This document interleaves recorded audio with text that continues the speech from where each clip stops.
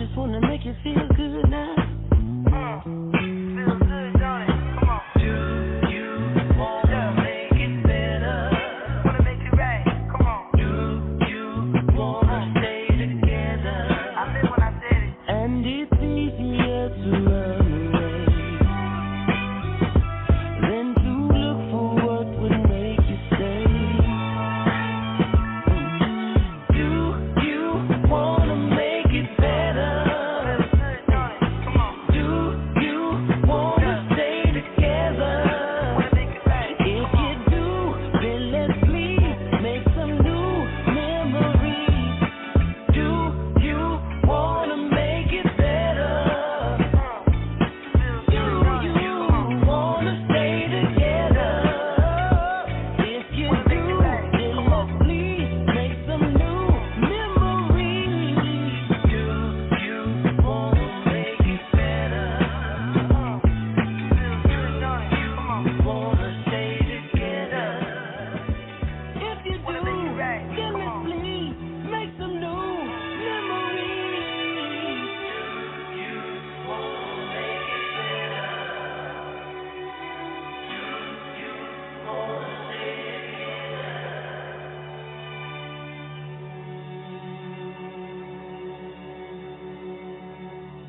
And welcome to another edition of the Batchelor News Radio Show on the Batchelor News Radio Network. We thank you for joining us as always. You could be doing anything else and you decided to be with us today. The 563-999-3662 is the number to get in touch with us. The chat room is open as well. If you want to talk with us there, you can definitely do that.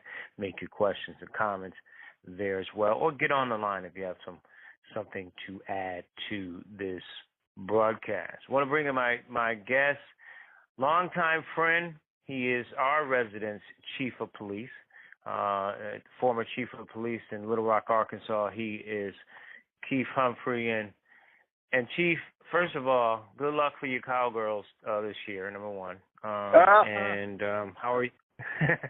And how are you doing? Well, after all that abuse, I don't know, man. That abuse right there was bad, but I appreciate it, man. And I tell you, man, you feel, and I say the same about the Silk Curtain. You know, I mean, that's your team, right? The Silk Curtain, right?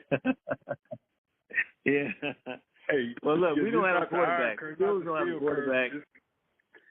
Curtain. Well, hey, man, I'm doing good, Yeah. man. I'm enjoying retirement and you know, doing some things I like doing, and I'm doing good. Thank you for asking, man. Good. So I wanted you to come on and talk about the ramifications of these two former Minneapolis police officers who declined a plea which would have given them a 3-year sentence. And which they got to do the time, but 3 years could be far worse than that. They decided, Mr. Thao and Jay Alexander, they were charged with aiding and abetting both second-degree murder and second-degree manslaughter in the George Floyd death in Minnesota. They and Thomas Lane were working with Chauvin when he pinned Floyd's neck down, if people don't know, with his knee for more than 9 minutes, as the 46-year-old black man said he couldn't breathe and eventually grew still. I guess with Chauvin, who was convicted of second-degree murder last year, he was sentenced to 22 and a half years on the state charge. I don't know how much he's going to do. But what does this do to the community at large, Chief, where they want to fight this? They want a trial. And does it seem like, at some point, I mean, we only could speculate, but does it seem like if they're not taking a 3-year plea, and maybe the fix is in, maybe, they feel like the jury's going to no-bill them. And, I don't know if that's going to happen, but what does this do to the community, to the Floyd family, and what about what these cops are actually doing? Yeah, thank you, LA. It puts the community back on edge. It sets a point that they're still not accepting responsibility for their actions. The reason I believe that they want to go to trial is because their attorneys and the unions have probably told them, "You all didn't touch this man. You all could not make Chauvin stop. You guys are being railroaded. And so, go to trial." Well, they go to trial, a 50-50 chance. They're going to get a harsher sentence, or they're going to get acquitted. But what it tells the community that they're still not accepting responsibility for their actions. There was a duty to intervene, and they refused to step in. They did not even try to step in. But they're saying that, well, that wasn't our fault. We couldn't control Chauvin. So that is going to set the community back a little bit, because now you got to start this all over again. Because LA, if they're found not guilty, that's going to cause some problems in that city. There's going to be some this stuff's going to start all over again. Yeah, and it's igniting the fire, in my opinion. So you were a chief. If a cop allowed another cop to do what Chauvin did, and they stood by, you would think. I know you're a straight up guy. I would think that you would fire them, right? And I know it's not that easy because of the union, but you can't stand there as a law enforcement officer and watch this guy choke this man to death. No, you can't, and it comes down to they're going to be trying to talk about their tenure, that they didn't feel that they had a right to stop a senior officer from getting involved, stopping a senior officer from doing what he's doing. They were victims of, they were just victims of circumstances, and hey, this is what. But yeah, they would, they did the right thing in firing them, and you can't have someone who you trust with protecting lives stand idly by while a man dies before a nation, and you don't do anything. So you can't have someone working the streets that's not willing to stop what's wrong. If they're not willing to stop someone who one of their peers, then can you trust them to do the right thing when they see somebody else committing a crime? We're talking with Chief of Police, Chief Keith Humphrey, former police chief of Little Rock, Arkansas, on the Batchelor News radio show.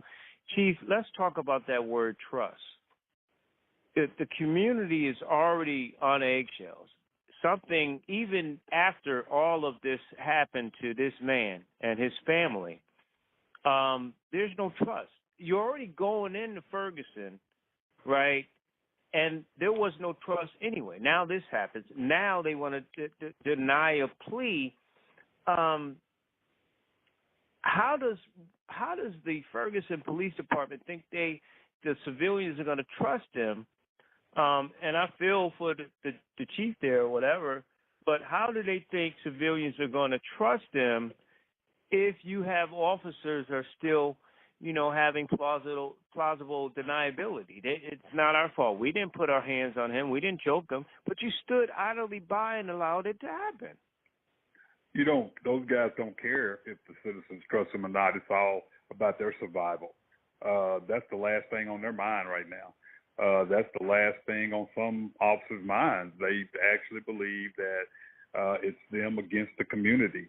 I've heard officers say that. They don't care about us. We're not going to care about them. We're going to just do the bare minimum, to earn our paycheck. And so they really don't care. They're looking. It's a survival tactic. It's a survival mode right now. How do we stay out of prison? We're hoping that we can get there and tell our story and play on the jury's emotions. And the union has told them, because the union is the one that's paying their legal fees. So they've been told, you have nothing to lose. Go for it. But like you said, It doesn't send the right message. And the community is, when they, you're hoping the community was healing. I got to send a shout out to my boy, the new public safety director there, Cedric Alexander. I have a lot of faith in Cedric and confidence in Cedric's ability to help that community mend. But Chief, when you look at this, and you look at what happened on January 6th, where they want to call it insurrection, I call it, I'm going to be real, white folks want to take their country back, right? So, when you look at that, you look at Ferguson, they're trying to, convict some people in Kentucky with that situation. Policing is really, it seems like three divides. It's the police who want to do the right thing. It's the unions who want to protect these bad police, and then there's community, and they're just segregated. Like there is no connection there. What's your vision on that moving forward, and how do you kind of fix that across the country? Because again, you have cops that actually marched to the White House that were, pro-Trump. All of this. They're stealing our elections. Yeah, we're going to have to start holding these law enforcement entities accountable and these city leaders accountable. LA, when you, it's called comfort. When you believe you can say whatever you want to and do whatever you want to because you wear a badge and carry a gun, man, that's a scary part. That's a scary thing. When you support those individuals that stormed the Capitol, when you support the way they treated law enforcement, when you support the way that they were actually going in to kill people, and you wear a badge and wear a gun, and when you were there, when you actually knew that was going to occur and you were there, why should the community trust you? What it's going to take, man, it's going to take some of these police departments, some of these smaller police departments, and some of these mid-sized police departments. It's going to take the completely doing away with some of these departments and rebuilding. Some of them are just rotten to the core, and if you don't get that bad piece of the apple out, it's going to keep spreading and spreading and spreading, and that's why you have the culture that you have now. It is going to take a lot to get the community, especially the communities of color, to believe wholeheartedly in law enforcement again. And so you're going to have to explode. You're going to have to blow up this thing. You're going to have to blow this thing up and start over in some areas, in some cities. And if that means merging some police departments into metropolitan police departments, I think it was, I'm trying to think of the police department up north, up there about where you're, Camden, New Jersey, is a model for what they basically dissolved their police department and started a metropolitan police department. There are several departments that have done that, and they have pretty much, basically you come with us if you want to have your job. If not, then bye. And so those are things you'll have to do. I believe it's going to have to happen in order for us to law enforcement to build the trust back or regain the trust of our communities. Because you're right, there are three segmented groups. Absolutely, there are. Segregated groups. Talking with Chief Humphrey, of course, on the Batchelor News Radio Show on the Batchelor News Radio Network, WCOM. YouTube, you can follow us there at LA Batchelor YouTube. Also, of course, on Facebook at Pad Nation and Pad Nation 2 at Twitter. Chief, one of the things that came up, I was having a discussion with a person on the air, one of my guests, and we were talking about mental illness. And, you talk about racial bias. You talk about, white guys who grow up in the suburb going into the inner city and never experience, people black and brown and all of those things.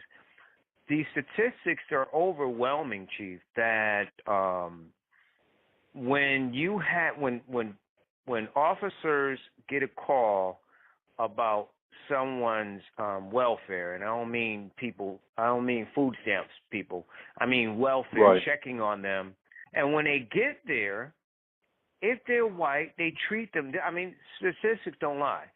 If they're white, they treat them with care and with kids' gloves, and they want to peacefully bring it down, whatever. When they go to these black and brown places, it's a different story. And not only that, once they have the custody of the person, white, they typically will go to a hospital and get care. With blacks, they come in guns blazing and want to throw them in jail. But they both got mental issues. So again, that racial bias, that you think you fear for your life if you are not a person of color, is always there. Even this guy, I can't remember what nationality he is, who I believe he might be Chinese, or not Chinese, but maybe Asian.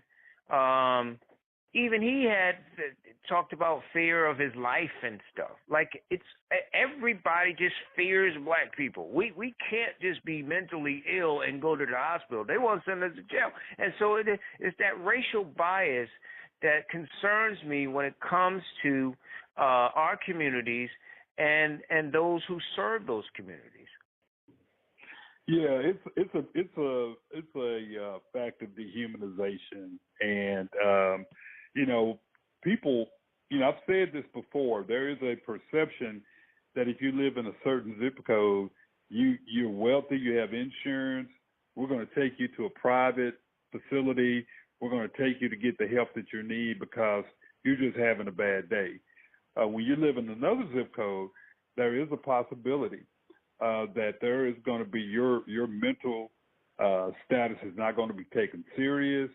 You're going to be considered maybe an alcoholic. It's going to be one of those situations where you're going to be considered not being forthcoming or just playing a joke so you don't go to jail. I've seen this happen before. I mean, I've actually seen this occur. So you're absolutely right. It does occur in law enforcement. These are things that are taught during field training. These are some of the things that are taught also in the academy. Certain areas are treated differently and provided certain limited resources. Certain zip codes are provided all the resources and given the benefit of the doubt. That's just facts. That's the way. That's what happens in law enforcement. It's happened like that for years. It's going to continue to happen because these are the way that some departments train. These are the scenarios that the trainees are being put into while they're in the academy. This is how you act in this area. This is how you do this, because these people don't care about you. These people don't care about life, so why should we care about them? So you're absolutely right. There are those times when race does play a factor in the services that you get in law enforcement, from law enforcement. Why doesn't the law enforcement across the board at that level have something universal? Because it just seems unbalanced, and it's city by city, state by state even. Why can't they have a universal code when it comes to certain things like, again, and not cops have to be social workers, and they come and break up fights and deal with the criminals, this, that, and the other.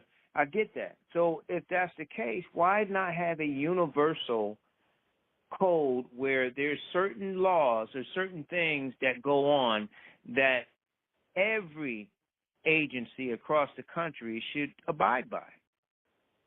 Well, every agency is different, and you got to realize also there are some agencies that they don't have the access for training, but at the same time, they don't welcome other assets to be provided to them for training. You have some that just don't care. And so I hear what you're saying. I mean, I wish there could be that type of mindset where everybody understands. There are those states that they do have the mandates regarding certain responses that, you will do this, you will do that. But there are some, depending on where they are, they don't have the training. They don't want the training. They don't feel it's necessary to have the training. Their main focus is being reactive and not proactive. And, you know, at the end of the day, they don't have the time or feel they should, you know, administer soft policing, as they call it. So there is not a urgency for some departments to do the things that are necessary to ensure that everyone in their community. LA, you still have departments that don't have body cameras that can afford body cameras. You still have agencies that don't, their officers haven't received any kind of CIT training, crisis intervention training. You still have those departments that do that. You still have departments that can put an officer out on the street for up to a year before they actually send them to some formalized academy training. So there are some departments that are still far behind, and they have no desire or no interest to catch up to the 21st century. And there's really no one that can make them do anything, you know, with the exception of the DOJ, but the DOJ has to have something first in order to look into that organization. Yeah, what I just don't get is why these unions of you know, police want to cut off their nose to spite their face. Like, why are you working against your own? You know what side you're on, but I don't understand why they work against their own. Well, because, you know, we all know why unions started, and I'm a strong believer that there is a need for unions, and there's a purpose for unions. I do believe in the negotiation of benefits. I do believe in that. But what I don't believe is that when a union can tell somebody we're not going to do this, and they have so much authority to the point that the mayor's hands are tied, the city manager's hands are tied, the police hands are tied, because if you don't do what they want you to do, they will make your life a living hell. And it's all about power. It's all about we're not going to allow people to tell us what to do. We're going to do what we want to do. And, you know, it goes back to when you have these individuals who are in these executive board positions of the union, they do these things and they fall back under the umbrella of the union, not the umbrella of the police department, but the umbrella of the union, which means they're protected and they can say and do whatever they want to because they're acting on behalf of the union and not the police department. That's just crazy. It's crazy. And yeah, just some people are intimidated by them. Let me ask you this, sort of the final question.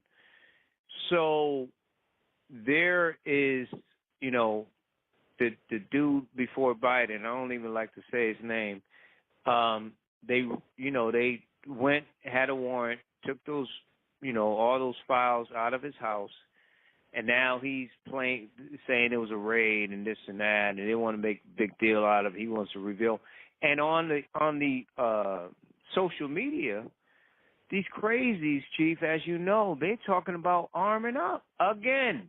Yeah. January 6th wasn't enough for them. Now they're talking about arming, you know, okay, we're going to go to battle for him, and we're going to take our country back and all this other stuff, which is really code for a lot of different things that we know what it really means. So what would law enforcement be doing at this point, outside of course, looking at monitoring social media, which they can't monitor everything, but what are the steps to be proactive to avoid anything like that happening at the Capitol again like it was at January 6th? I know you got to have intel. Earlier. Yeah, it's like you said a few minutes ago. It's all about being informative. Being informed, keeping the conversation going about the zero tolerance, and the fact that the matter is that we've got to make sure that our citizens aren't in jeopardy. Our citizens' safety is never in jeopardy, and it's not a matter of if, it's a matter of when. So pretty much being ready and prepared for what could occur, and those are things that we have to do. Those aren't things that we think about doing. We have to be prepared because it's going to happen, LA. It is going to happen. And I just want to say this really quick before we end. In order for the FBI to get a warrant, the FBI does not serve a warrant unless they have their probable cause. And I can tell you right now, before that judge signed that, there had to be a strong case there. They're not going to put that reputation on the line when it comes to that.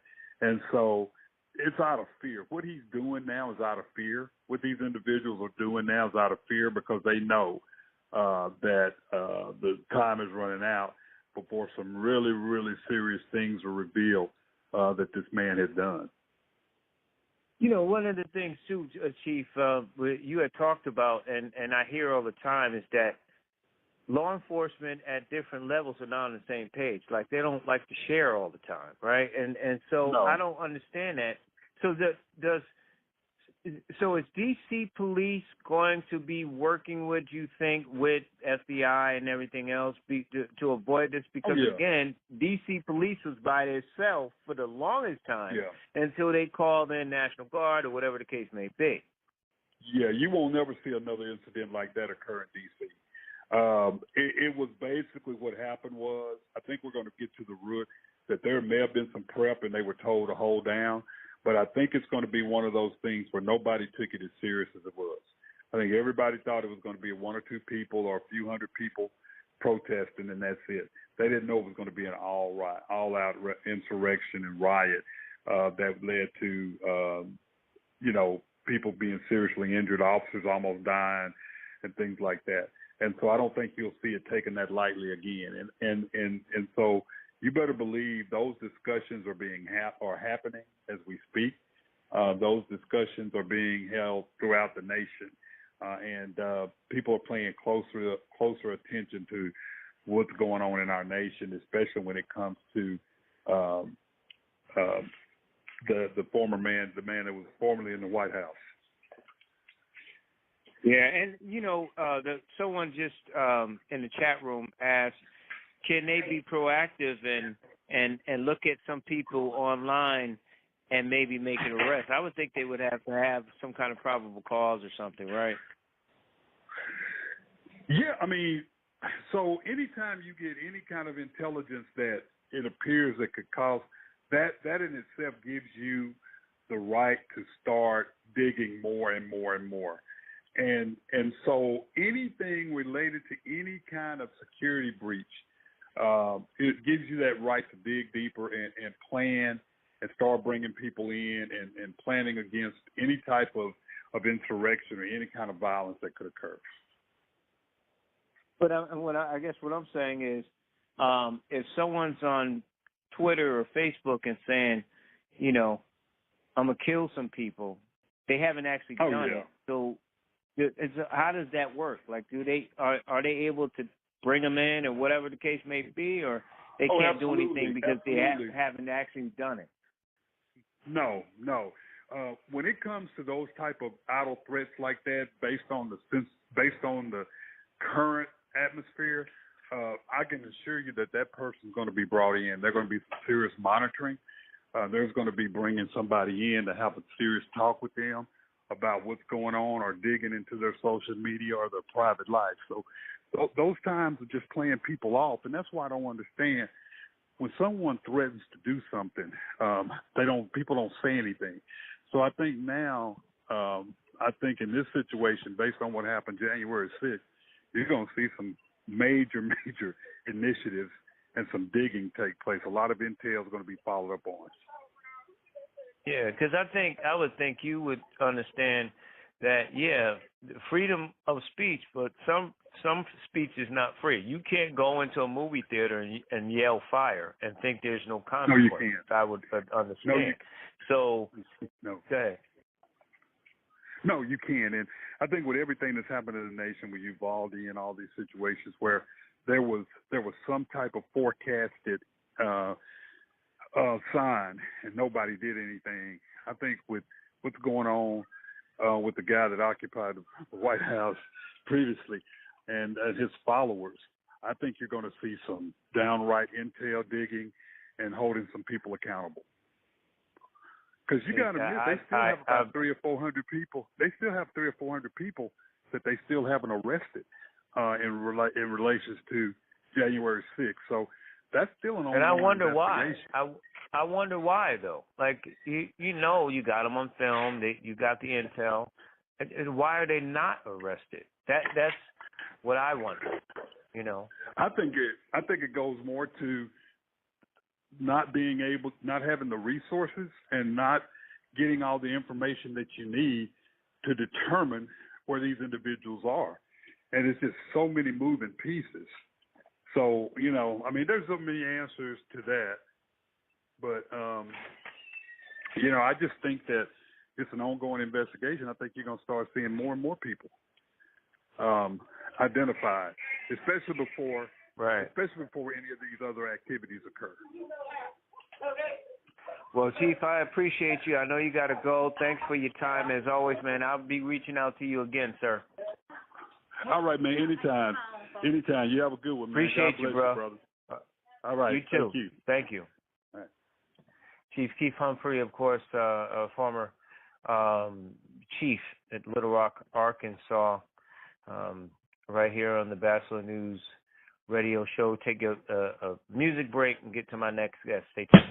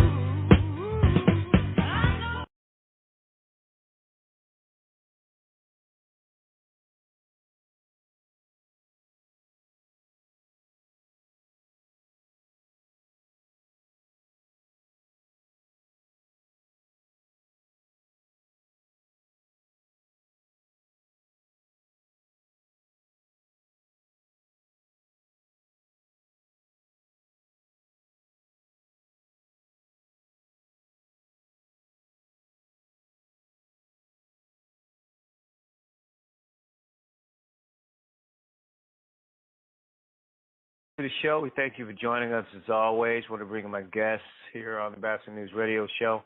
Of course, he is the voice of UMass Lowell basketball, and of course of Anastas Media. He is Nick Anastas. How are you, young man? I'm good, LA. How are you? I'm good with your announcer's voice, and also, of course, my longtime friend and co-host from Sports Network, Tony T. Mac McQueen. How are you, old man? Older than you. You know I had to do that, T. It's been a minute since we even got together, and I appreciate you guys. Nick, so Deshaun Watson, it came down. Some people wanted it a year. He got 11 games. Were you surprised at that?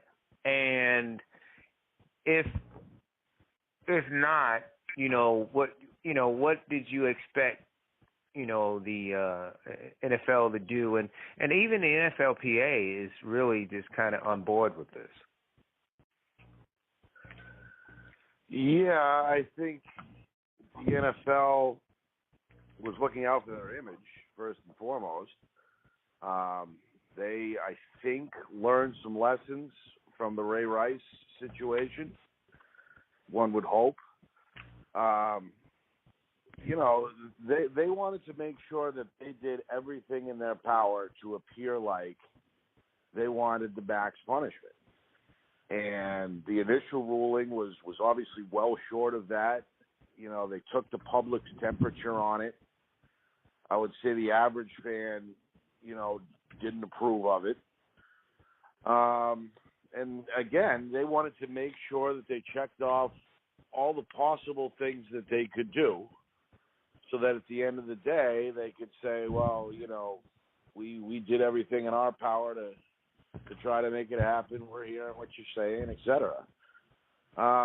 Where that wasn't the case 4 or 5 years ago when I think the Ray Rice situation kind of caught them by surprise and left them with a black eye, so to speak.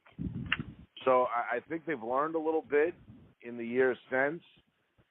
As far as the case itself, I don't think anybody is really going to defend Deshaun Watson, associated with the league or not. So I think it's probably a PR win for the NFL at the end of the day, if that kind of answers your question. But the bottom line is I think they did learn a lesson from the last time around. There are some people out there, Nick and T, that feel that they want to defend him, right or wrong, from a racial standpoint. If this is a double standard. A lot of people even compare this to the Michael Vick thing, which I don't see, other than they're both black and both quarterbacks. But at the end of the day, you're going to have some people that are going to offend and to see that it's a double standard, and they base it on whatever. And it's really a tug of war, because you have that side, Nick, and then the other side is like, well, he should have got the whole year. Why did he get 11 games? He should have got a whole year. So you get this whole imbalance and tug of war thing going from one side to the other. Right. Plus, he's paying a record fine of $5 million, which is nothing to sneeze at either. Right. But yeah, I don't think the NFL fights as hard this time around if they didn't have the Ray Rice situation to learn from. I think that was kind of it's become the new standard in terms of how to respond. You certainly don't want to appear, like you're underhanding anything or coming too light, or letting them off with a slap on the wrist or whatever, because the Ray Rice thing just was not a good look on a number of levels for the league. Right. So, I'm not very surprised at any of this. I figured the initial 6 games would have been, or 4 games, whatever it was, 6 or 4, would have been higher. The NFL could have let it, go there and throw their hands up in the air and said, we did everything we could. They didn't, I think, to their credit. They pushed for a harder sentence and a bigger penalty, and they got it in the end. is it 16, 17 games for the full year? No, but it is certainly a far cry from the initial offering. So, it's somewhere in the middle at the end of the day, and I think at this point all the options have been exhausted, and I think everybody's probably ready to put this behind them. Watson, the Browns, the Texans, and certainly I think the NFL. Yeah. T, your thoughts on it? I mean, I've had some conversations with some people about it. Actually, Nick, it brings up Ray Rice and Ben Roethlisberger, where the tapes got mysteriously gone and all this, and he got the games he got. What's your thoughts on what the NFL did, if they got it right, and moving forward? For the most part, they got it right. You got to, I think the elephant in the room that I think a lot of people are forgetting is that he already did a year. I mean, he did a year. He already missed us for a full season. So to me, I think if you had just made it 8 games, I think it would have been fine. But see, look, there were going to be people that even if he had gotten a full season off, there would still be, there's just going to be some folks that's just going to whatever. And again, that has nothing to do to me with what allegedly may have happened. I think there's just some folks that just want to have the right to for lack of a better word, bitch and moan about decision.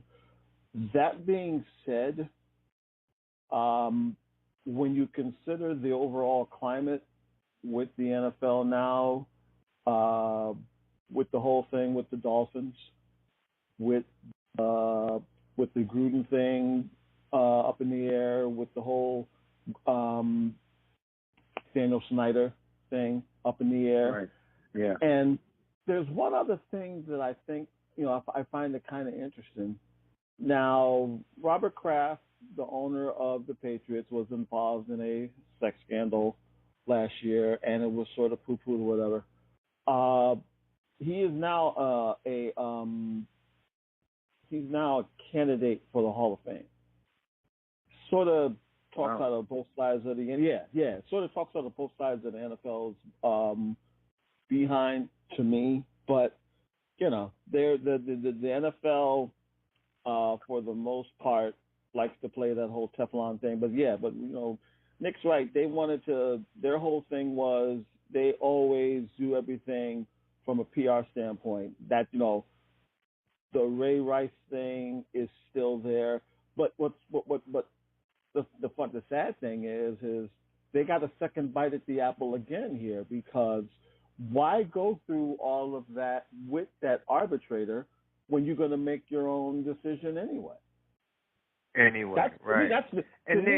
that's the elephant. Yeah. That's one of the elephants in the room, is that if you were going to make this decision, then why go through all of that other stuff with the original arbitrator and then to bring in another? I mean, do your job the first time.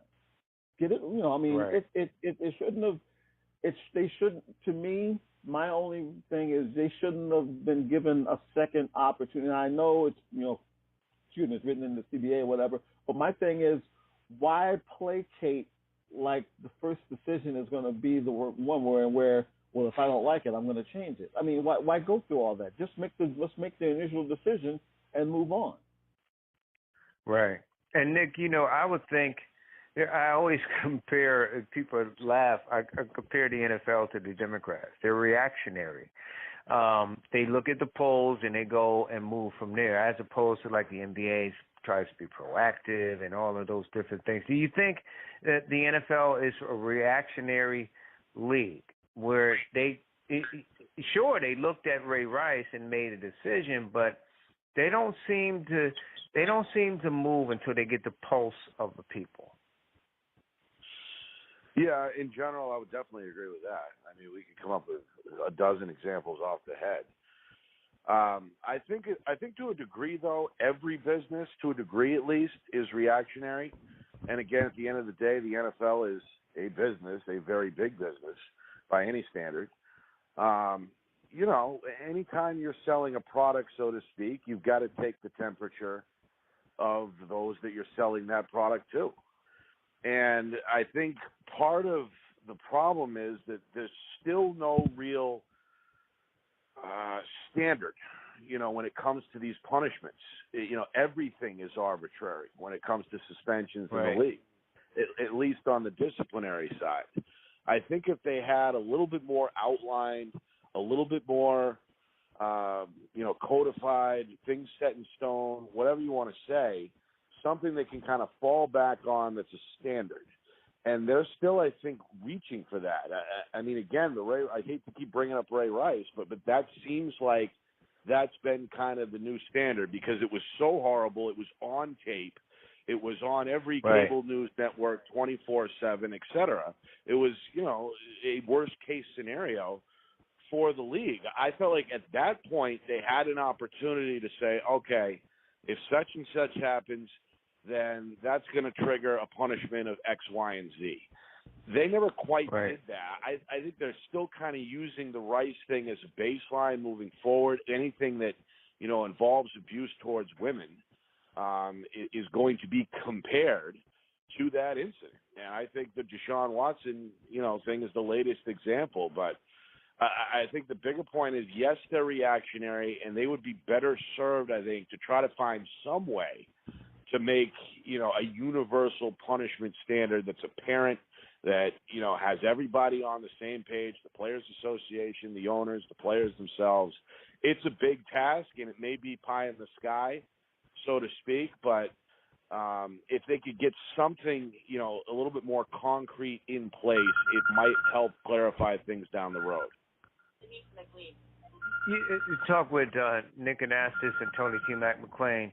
I'm wondering, Nick and T, I'll start with you, Nick, that if this is going to be, I brought up the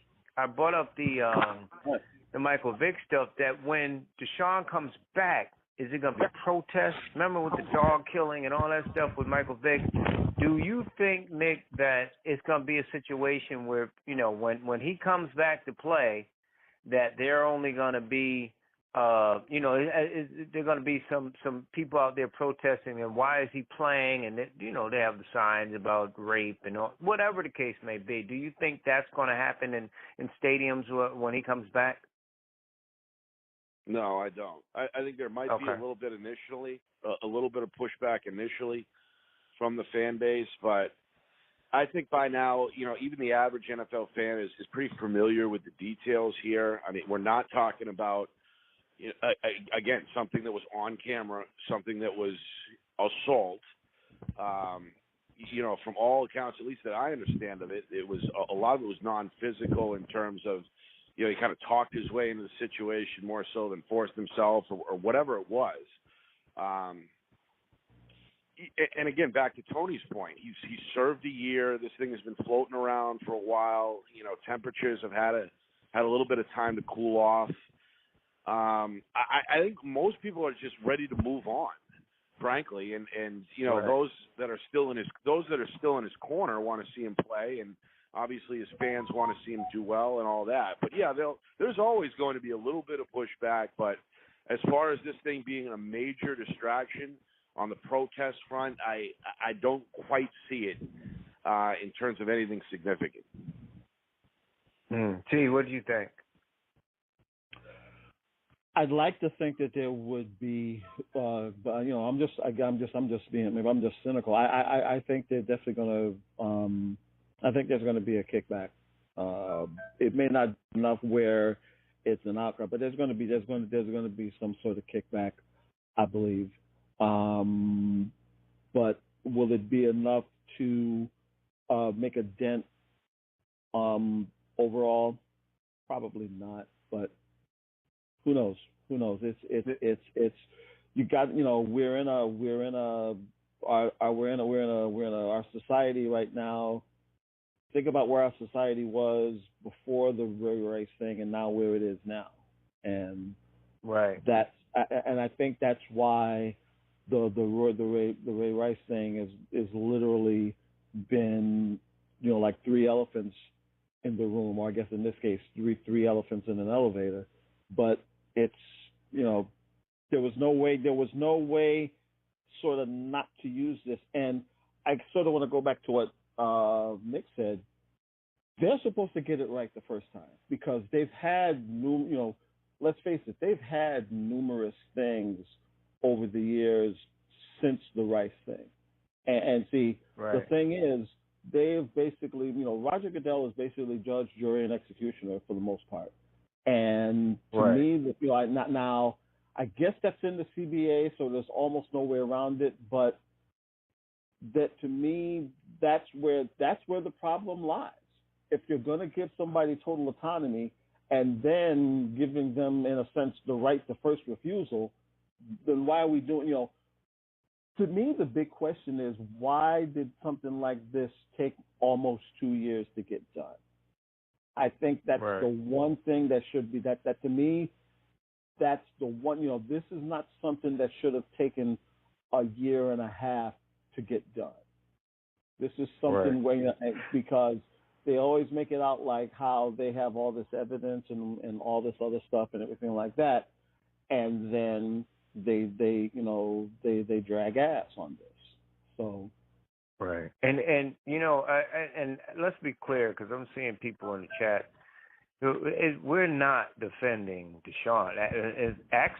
We're actually on the opposite side, right? But people believe, whatever you want to believe. That's fine. And I'll say this too. And let me just say this.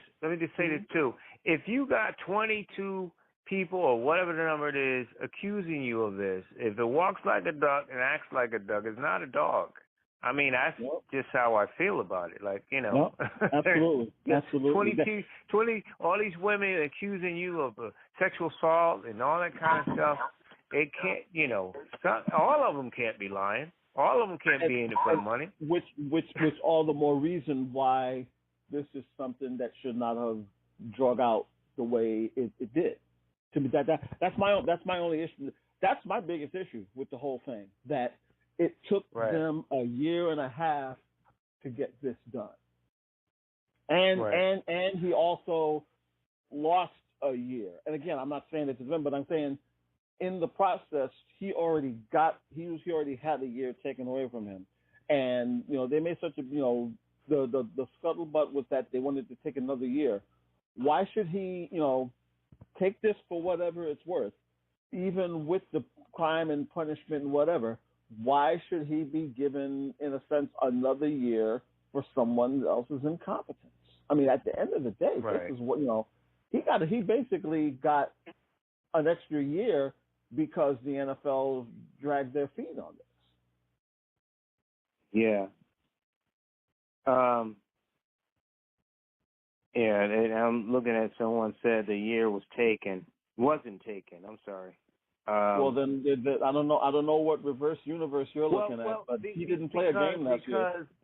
Because remember that the Texans guys decided they wouldn't play him because if he gets hurt, they can't trade him. So I guess that's what the person is saying. It really wasn't taken per se, but semantics. I mean, we might be splitting hairs, and I don't know. Semantics.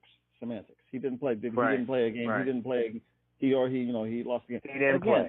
He didn't play. He didn't play a full year. And again, no one's condoning, but I'm just saying, why does it take you a year and a half to bring down a decision that, in a sense, could have why did it take a year and a half to get this done?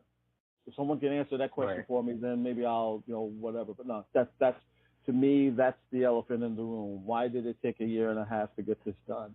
And then you want you want to make it like you're this great bastion of caring about women. They don't. They care more about their image. Listen, I would say this to you, to the both of you. If there isn't any protest, then that means, again, going back to Vic, dogs are more important than what allegedly Deshaun Watson did, because there was a lot of protests against Michael Vick and PETA and all these other organizations. So maybe Nick and T. Still is. Yeah, right. So, if there's no protest, then maybe in some cases in scenarios and cities that people value the life of dogs more than the allegations against Deshaun Watson with these women, unfortunately. So we shall see. Nick, so Baker Mayfield goes to the Panthers, right? And do you think, in your opinion, the Browns regret letting him go? I know they got Jacoby Brissett and the kid from Pittsburgh to play, until Watson comes back. But do you think they regret that? And how do you think he's going to do in Carolina?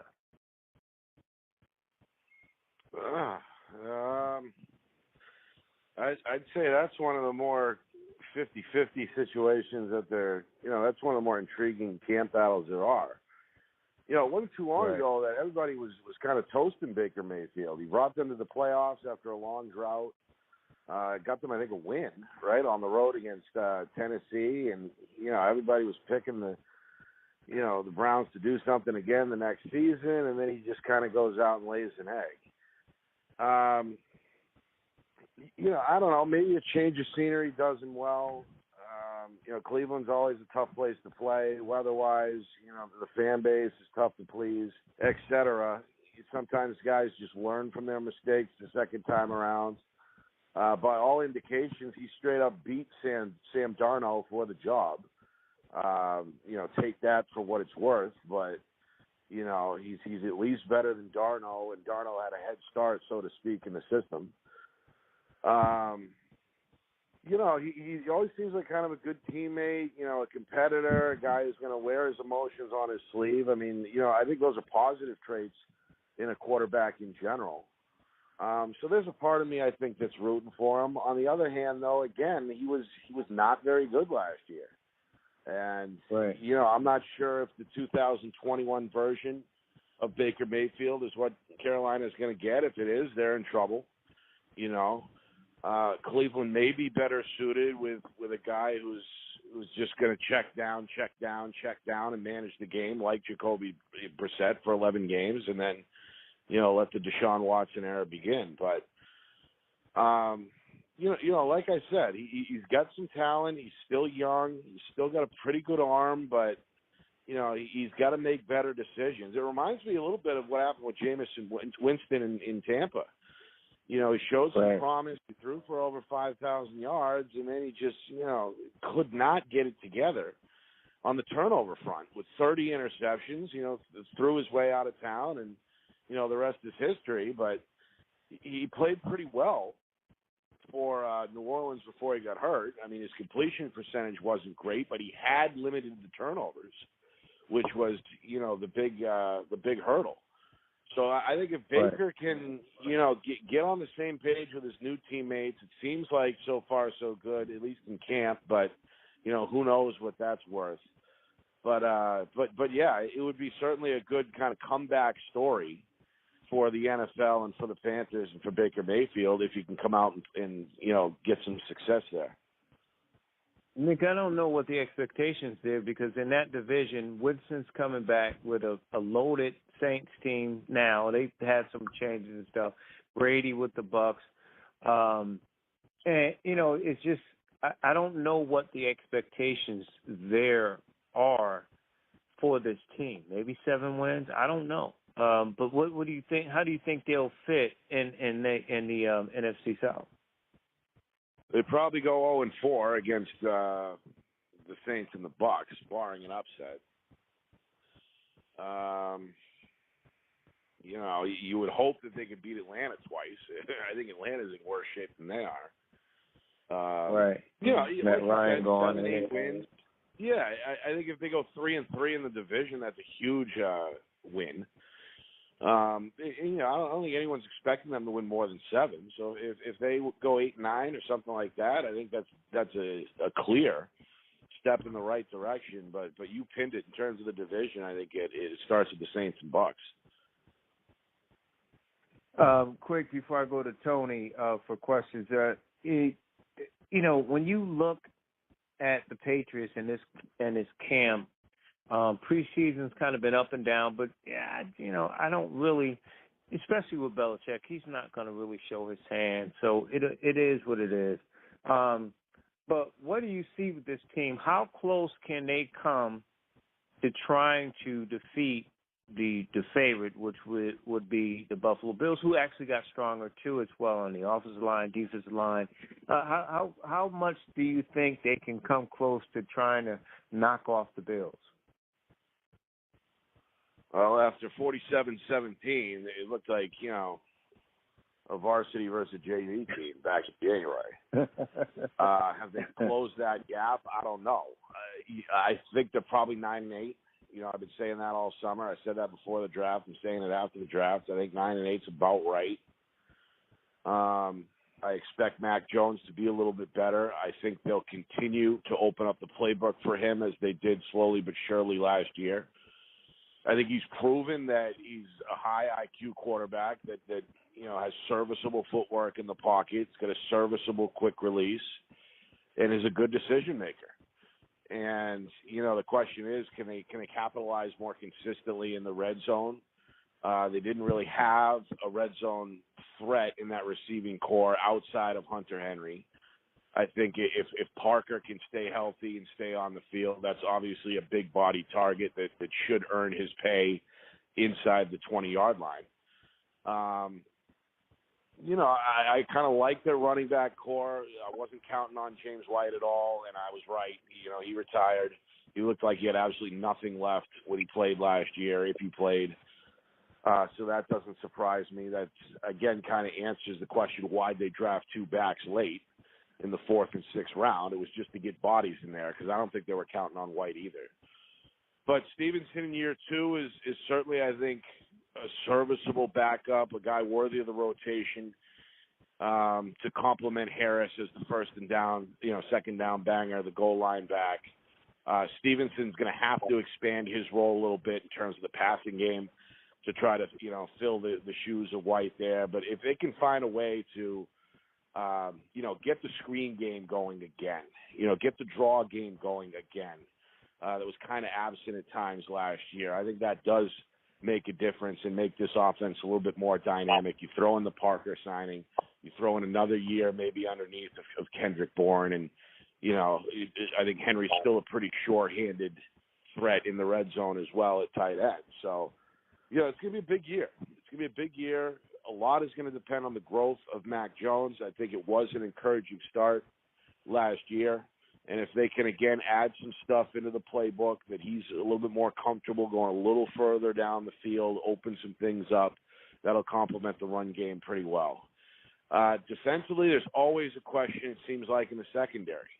And for a long time, that was really the strength of the defense. Over the last 2 or 3 years, though, there's been some kind of drama, whether it's been Gilmore, whether it's been Jackson. He always seems like he needs to reload with draft picks, and, one of these rookies ends up making a play, making a name for himself. I think they've got a little more linebacker depth, another year of Judon on the edge. Barmore on the interior, I think, is a promising player. They spent second-round capital on him last year. He started to come on towards the end of the year. Now he should be a full-time starter. So, a lot of these young guys, remember, they spent a ton of money in the offseason last year prior to the start of 21. And, you give that kind of a grace period, mix in with the rookies, new quarterback, et cetera. You should see some improvement on both sides of the ball in year 2. And, again, their first-round pick this year went to a guard, up front. Bring some youth to that O-line. They bring back 4 starters. We'll see how much Trent Brown has left, but I think that's kind of a work in progress. But we've been talking about it all summer, LA. It's going to be ground and pound. It's going to be play action. And for the most part, can they win it ugly? Can they win games in the low 20s, upper teens, low 20s? Can they get back to that spot in January where potentially it might be another trip, out west to Buffalo? Can you hope for Mother Nature maybe to throw a curveball like they got in December with the 50, 60, 70-mile-an-hour winds, and were able to eke out a win on the road? So it is possible. I think, again, the ingredients are there, but a lot still needs to be done to take that next step forward in year 2, so to speak, with Mac Jones under center. And with him, he reminds me of Brady in the sense that it seems like if you get pressure up the middle, he gets a little out of his element. He's rolling right or rolling left trying to throw. And with Brady, that's what it was. When you get him up the middle, then he's got to make the adjustments. He don't want to get hit. So I see a lot of that in Matt Jones there. Tony. Oh, I'm all. Yeah, I'm good. Okay. So Nick,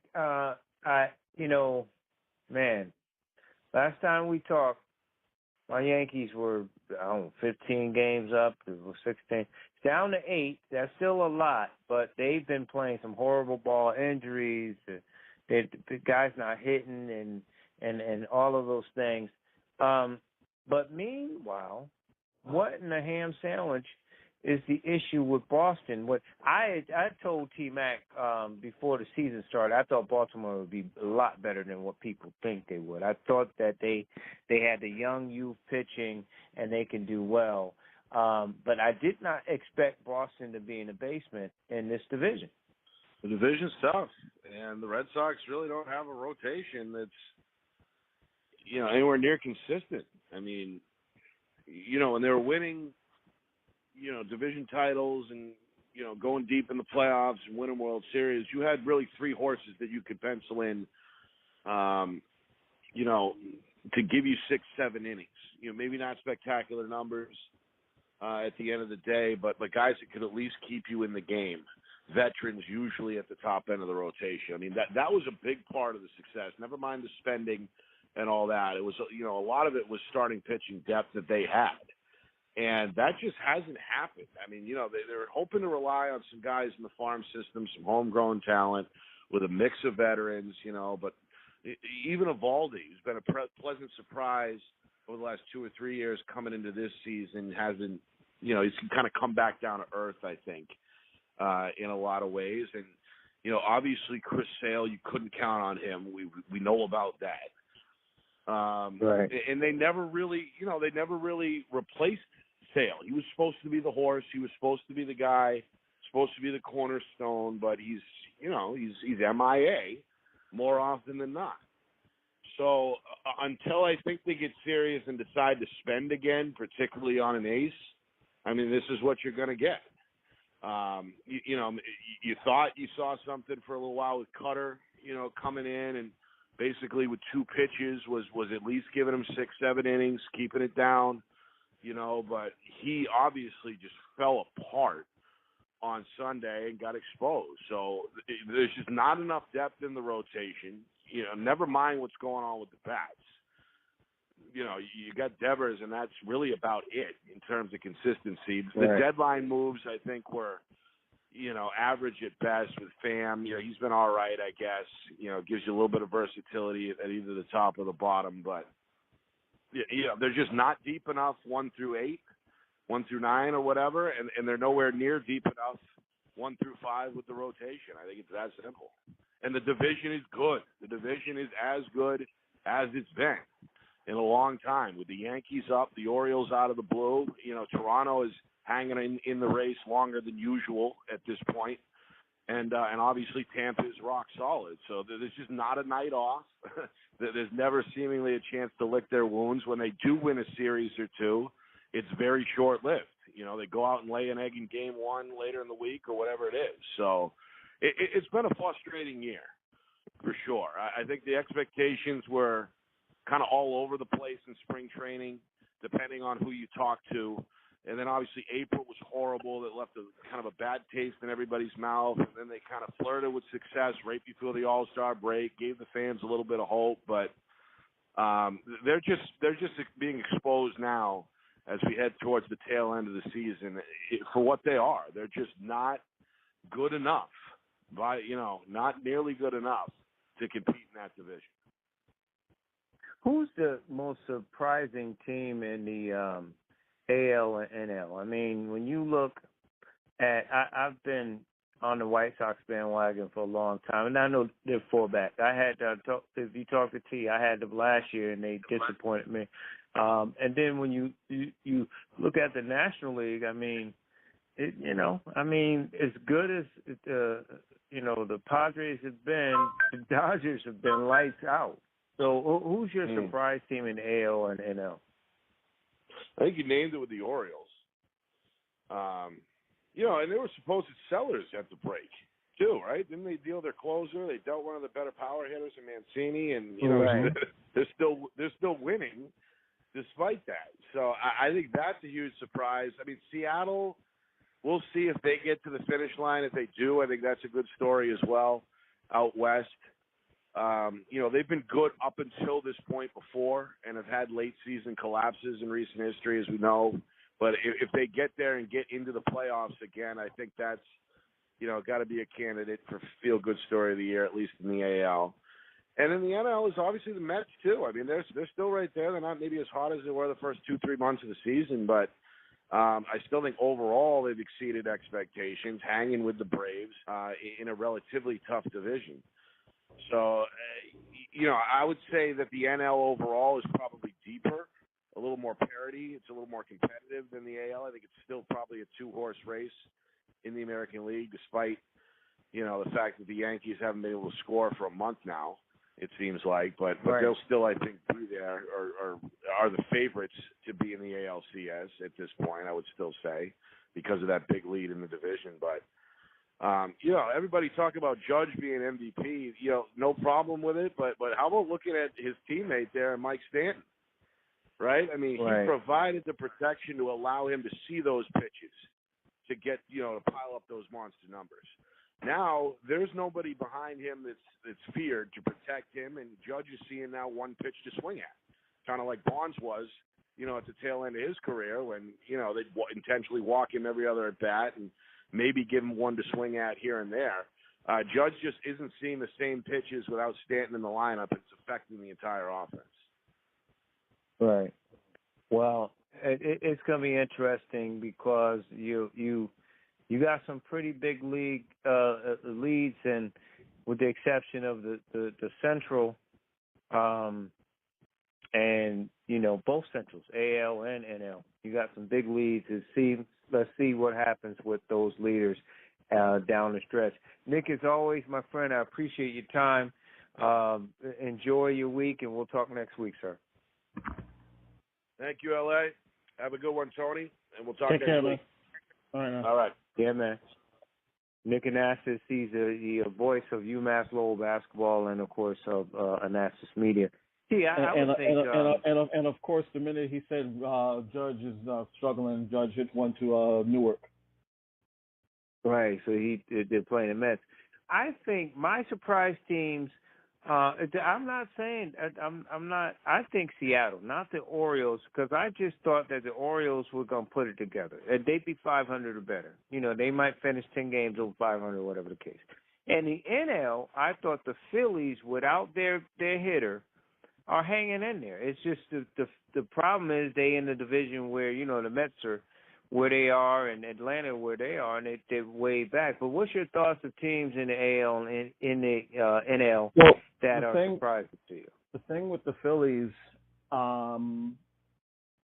they have something that a lot of other teams don't. They have two good starters right at the top with Nola and Wheeler. Their problem has always been the bullpen. Then they get Robertson from the Cubs. So I think that's one of the reasons why.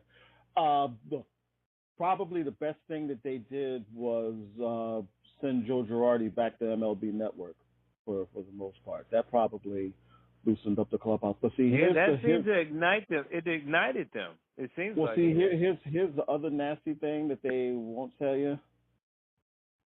And take it for what it's worth. They're a better team without Harper. I don't care what anyone says. Right. They're much better. They're a much balanced team. They're a much better balanced lineup when Harper's not there. And now I guess he's going to be coming back, but they're still in it for the wild card.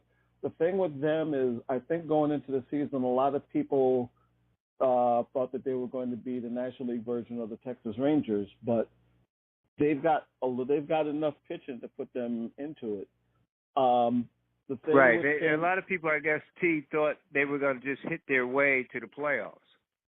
Yeah, and to an extent they have, but they still do have. Let's put it this way: they're one of those teams where if they get in, they've got two guys at the start. They needed I'm surprised they did not go after another starter when the trade deadline came along. But I guess they weren't able to make a deal or what have you. To me, the real surprise is the Guardians. I didn't see the Guardians, and now it might be reflective just of how bad that division is right now. But I think if someone had told you the Guardians would be in first place in August, they might have looked at you a little crooked. Right, and they of course made a change, so it's interesting to see how that plays out when you look at them and. They're 1.5 up, but I liked it. The White Sox. I like Minnesota, but like you said, Cleveland's hanging in there, and they got a 1.5 lead. We'll see what happens. What about this MVP race? A Judge, you could do that, but like he said, Giancarlo Stanton has really helped him by, taking those pitches and allowing Judge to get the ones that he needs to hit. But who would you say in both leagues would be MVP? I guess you got to go with Judge. You're going to get some Ohtani votes just because people still are in awe. But I mean, come on, it's like voting for Trout. They're going to finish in fourth with him. They're going to finish in fourth without him. Why? So he's not an MVP. Right. Say what you want about Judge, but he's the main reason why they're where they're at. I guess you could make an argument for Alvarez in Houston as well. Oh yeah. I think people still are sleeping on Houston. I mean, if you're still caught up in the whole sign scandal, they've been to the ALS the last 4 or 5 years. And if you're still beating them up about the sign stealing scandal, then I think you're missing the boat. I'm going to be a little biased in the National League. I think the Polar Bear is MVP personally.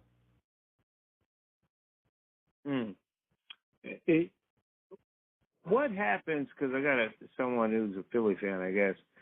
Sure. Do the Phillies get back in? I mean, they are in the wild card race, but improve. They ask with Harper coming back. I mean, he'll help, but to me, even with this series notwithstanding, they're a better balanced team to me without Harper. I just, right. You got to, look, for all that you want to say about Harper's a great player. I don't take anything away from it. Washington won their World Series without him, and let's face it, Phillies have gone on their run without him. It's sort of like what's going on in San Diego. A lot of people are saying, oh, now that Tatis is out, that they're out of it. But they played the majority of the last 2 years without him. So what's really the big difference? Right. Because they're still getting their power numbers. So they still got guys hitting the ball really well. The thing with them, I'll say it before and I'll say it again. Until they beat the Dodgers, when it counts, they're always going to be a third-class citizen in California. Juan Soto and Josh Hader notwithstanding. Yeah. Talking with someone, team at McQueen. When you look at the teams that have the lead, you figure, okay, let's assume that, the Yankees hold on. Houston's got a big lead. And let's just say Cleveland what are the matchups you would see in terms of who would be the favorite in there? I'm assuming you would say Houston. Houston, until they show differently, Houston's the best. Houston's the team to beat in the American League, and the Dodgers are the team to beat in the National League. And so, what about a wild card team that can upset one of these division leaders, assuming that they win the prospective divisions? I know it's cliche, but I wouldn't want to play Baltimore. They got nothing to lose. They're already a year ahead of schedule for the most part, and if they get in, so that's always the danger. To me, they're dangerous because they haven't peaked yet. That's the scary thing about them. Remember, they got rid of arguably two of their better players, and they're still playing well. So right. That's I think it's safe to say the American League East is the best division in baseball. I mean, you've got three of the best teams in all of baseball in that division. I always give Tampa a hard way to go, but they're always going to be in it to a certain extent. They're rock solid, though. They're rock solid. Yeah. I mean, they're but I think they're. Let's put it this way: if they don't win it this year, I don't think they'll ever win it. Because now you got Baltimore, who is where they were about 2 years ago, and Baltimore is, I think, the scary thing about Baltimore to me is that they, what's going to be, even if they do make the playoffs, their season starts in the off season when they right. When they try to act, because now they're relevant again.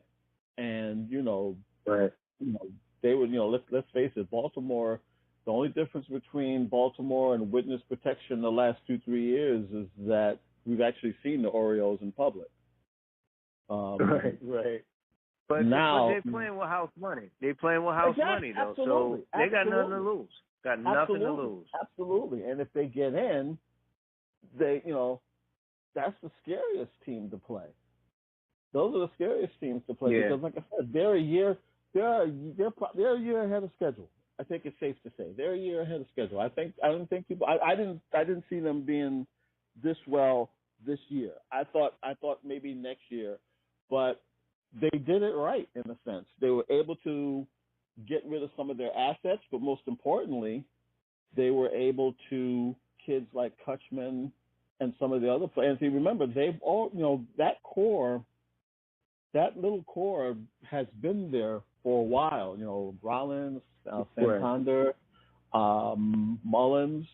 So they've been there. Now it's been just a matter of when they were going to really come together. And now they're getting let's face it, they're getting a lot of on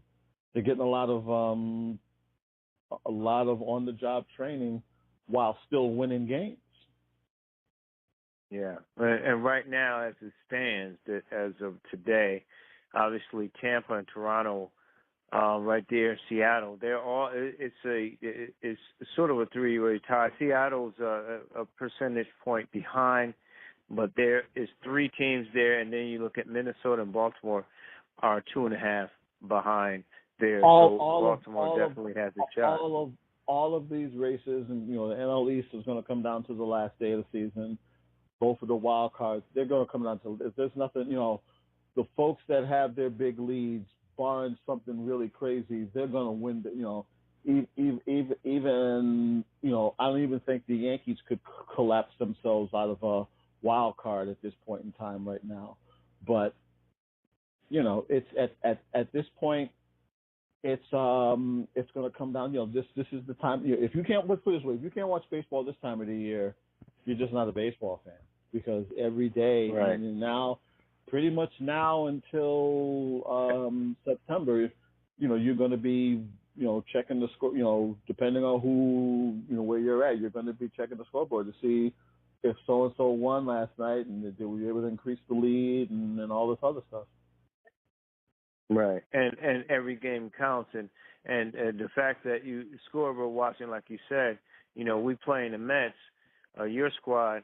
We're hoping the Dodgers can sweep Tampa, and if we fumble, at least we don't lose any ground, and maybe we gain some ground if the Dodgers could sweep Tampa.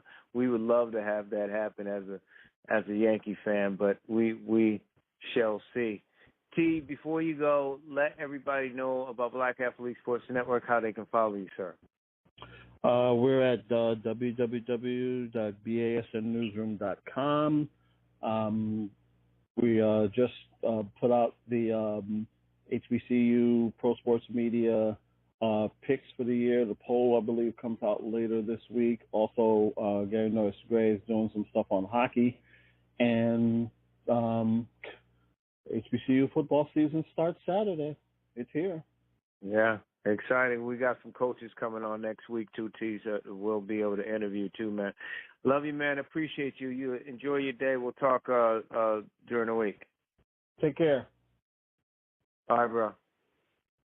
Tony T. McLean, always good to have him on. He's the editor-in-chief of the Black Athlete Sports Network. Listen, if you miss any part of our broadcast, you can go to our YouTube page at LA Batchelor and watch some of the shows there. We're on IBM TV. If you have a Roku stick, you can watch it on IBM TV, the Batchelor News Radio Show. Fire Stick, if you have a Fire Stick, you can watch it on Big Mind Entertainment. And, of course, you can check us out on the Batchelor News .airtime.pro. Enjoy. I'm going to leave you with a song. We thank you so very much for joining us. You didn't have to, but we really appreciate it. Enjoy. Talk with you soon.